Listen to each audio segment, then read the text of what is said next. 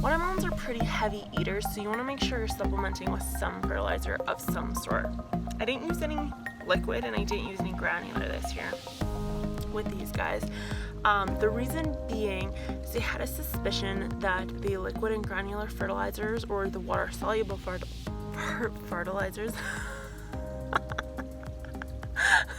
Hi, I'm a busy bee gardener. How are you guys today? It is a wonderful plus 30 degree day outside, so this video for Thursday is going to be short and sweet.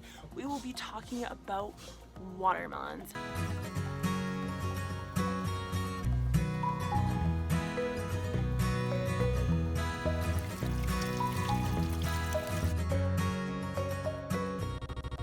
When to plant them, what things to watch out for, and how to have a successful crop. So stay tuned for that. Wait till you see how many watermelons I have. Holy moly, do I have them coming out of my butt right now. For those of you that are new, hi, hello, my name is Ashley. I am a soil scientist by trade and a gardener by hobby. I do all things from indoor plants, succulents, cactuses, you name it. And I also do vegetable and fruit gardens, specifically geared towards Canadians. Now, most of my tips can be translated for those Americans out there, especially those in the northern climates, but this is specifically for people who have a winter, so keep that in mind. So we're gonna hop right into it. I'll have timestamps below when we talk about what. The main things that we want to go over is when to start them from seed, when we're going to plant them outside, how we're going to plant them outside, what fertilizer and water we're using, and when we can expect to harvest them. Another special thing that we'll be going over is what kind of watermelon to purchase. Very big deal when it comes to watermelon growing, especially if you have a small growing season or a limited time without freezing. So stay tuned for that as well. Without further ado, let's jump into it and walk over to my watermelons. Okay, so we're here at the watermelon bucket, we'll call it. Here's my baby watermelons. So first off, when we start these guys, we want to make sure we're starting them in April. You can do it in March, but then maybe pushing it. The reason being is we need 110 good growing degree days if we select our seeds right. So the seeds I have are hybrid watermelons. They're called Baby Sweet and they're from Stokes, Canada. If I still have the package, I will put the UPC code in the description below. And at the end of the video, I will be sure to put up a photo. I may even be able to insert one somewhere over here if I can find it, of what the packaging looks like. I may even have the old Stokes catalog, so we'll see what we can do for you in that department. But you want to make sure you get something with 110 growing degree days or less. You're going to want to start them inside early, and you're not going to want to actually put them outside until about the same time you'd put your zucchinis outside, which I spoke about before in the last video. We want to make sure that the soil is pretty warm, so the longer you can hold off, the better. I wouldn't suggest planting them too early in the summer, so I wouldn't go into January or February. The reason for that being they end up getting too big in the containers and they don't like being transplanted a bunch, and if you disrupt their roots and their roots are taking over the container, you do run the risk of setting them into shock and potentially killing or severely stunting your watermelon. So keep that in mind when it comes to growing these guys. So as you can see, I have these guys in a plastic container. This cost me about $10 from my local Canadian Tire. The reason for plastic is for years I've been trying to grow watermelon, and I have grown them in the past, but not as successfully as I have this year. So to give you an idea of what I have tried, I've tried actually planting them directly into soil. I've tried partial sun soil. I've tried full-fledged, like hot sun in the front yard. I've tried growing them up trellises. I have tried ceramic pots, painted ceramic pots, hanging baskets, most successful is this year. I have a ton of watermelon. Like this is 2 here. I have another guy here. There's a bunch in the pot that I can't actually lift out because they're too close to the bottom, but there's another guy growing over here, and it actually is still flowering. So I'm under the impression that I'll probably end up with some more still. The sizes range from the size of my pinky nail all the way to this guy, which is my biggest and my oldest one.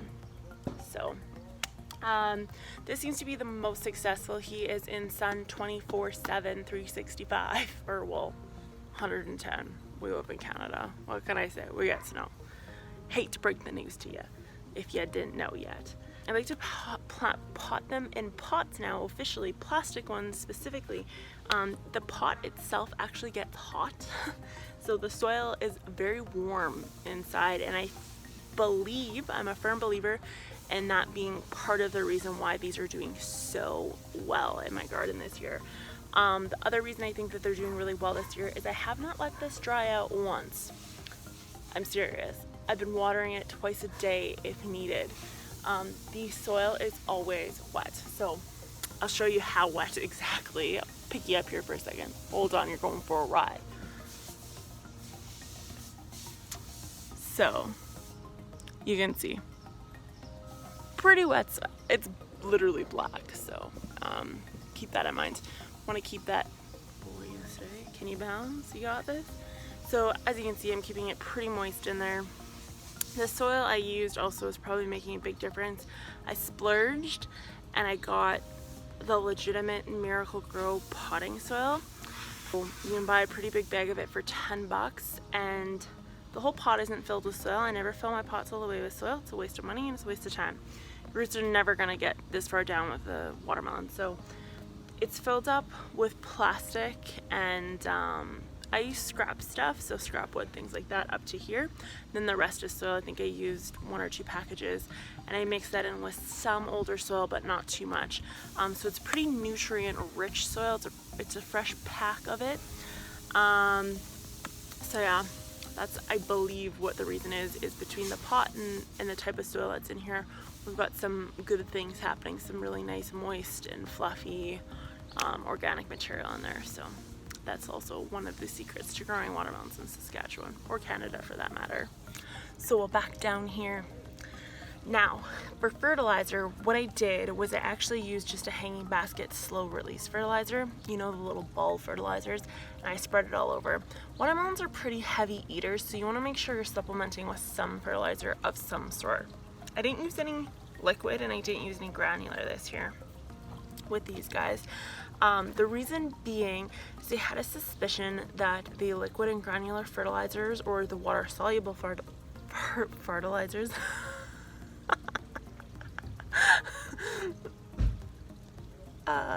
buddy, liquid or granular fertilizers I was using on my watermelons was actually burning their roots. Like I said before, the roots of these guys is susceptible to different kinds of issues. They're very sensitive, so I firmly believe that the little ball slow release stuff is the way to go. I didn't use anything specific. I didn't use specific for watermelon or vegetable or anything. It was what I had on hand and I stick by. So for disease with these guys, disease and bugs, I haven't encountered anything to date. Now I don't think it's because they don't exist. I think it's because I potted them in a pot in an area that I've never grown watermelon before. So if you've ever heard of crop rotation, this is a version of crop rotation. That's what I'm doing here, and that's what I'm executing. So I think that the diseases and the bugs do exist in Canada. What I don't think is that they found it yet. So to keep that on the up and up and keep my diseases and my pests down, he won't be here next year. He'll probably be on the other side of my deck back there. So keep that in mind, and that goes for any fruits and vegetables. One thing I have noticed with my fruiting bodies is that I'm going to have to make sure that I'm moving them around and rotating them a little bit. I may or may not put a little bit of a shield on them just because the one is getting sunburnt, the bigger one at the moment I'm noticing. So the fruiting bodies are susceptible to too much sun. There is such a thing. So try to shade them and keep them out of the sun as best as possible. I won't be too concerned with rotating too much, as I'm not looking for presentation. If one side's a little bit flatter than the rest, that's fine by me. But I am going to be gentle, and I'm going to make sure that I keep the vines out of high traffic areas. So when it comes to watermelons, growing them in Canada or cold climates where you get a winter, that's all I have for you guys. Make sure we'll go over what we just learned. Want to make sure we're planting them in April and March. We're putting them in a container that's raised in full sun, morning, evening, and night. We're not letting them dry out. We're getting a nice pellet fertilizer that's a slow release. Nothing specific, just whatever you guys have on hand. We're going to make sure we get the right variety for our area and make sure that the growing degree days are under 110 growing degrees days total. For pruning and stuff like that, there is no pruning necessary in this case. We're lucky just to grow them in general, let alone, you know, vigorous growth happening. It's a hybrid especially, they're designed not to need that. So trimming and stuff is not necessary.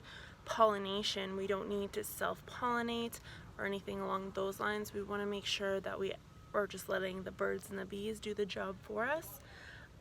Important note though, you're going to want to make sure that you don't plant a watermelon plant near a zucchini, a cucumber, a squash, or a pumpkin. And the reason being is those will cross-pollinate with your watermelon and will actually make your watermelon less sweet.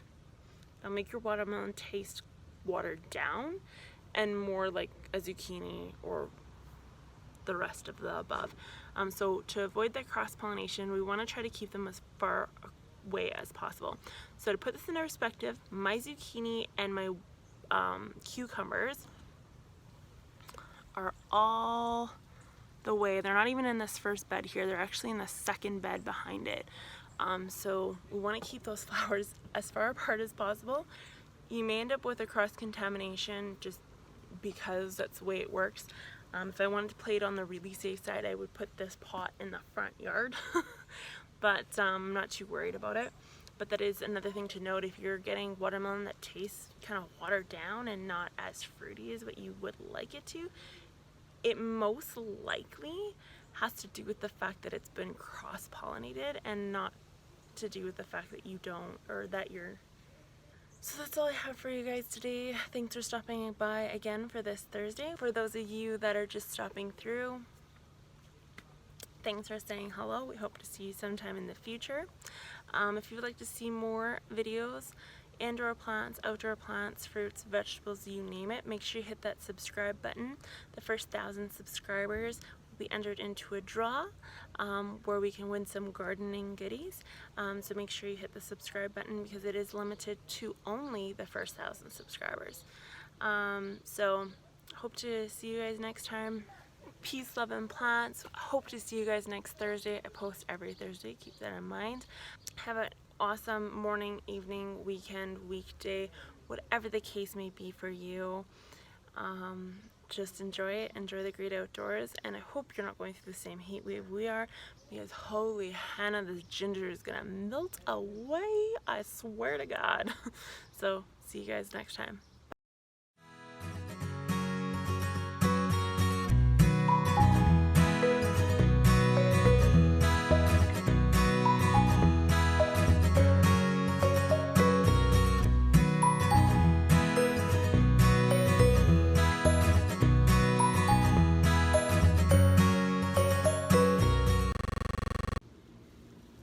Say hello, Easy. Oh.